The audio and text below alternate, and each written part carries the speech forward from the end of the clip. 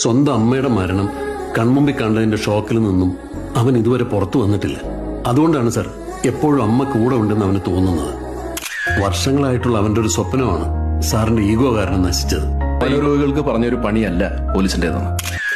എനിക്കിനി പോലീസാവാൻ പറ്റൂല. അമ്മ കൂടുള്ളത് കൊണ്ടാണോ മോൻ എല്ലാവരുടെ മുന്നിലും ഇങ്ങനെ പേടിക്കുന്നു?